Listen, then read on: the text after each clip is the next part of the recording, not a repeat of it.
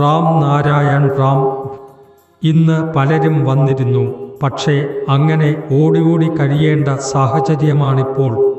അതിനാൽ കുറച്ച് ആളുകളെ കണ്ടുമുട്ടാം എന്ന് ഞാൻ വിചാരിച്ചു.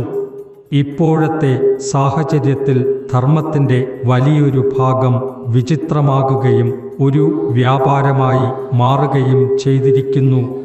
അതിനെതിരെ ശബ്ദം ഉയർത്തുകയാണെങ്കിൽ വലിയ പ്രശ്നമുണ്ടാകും.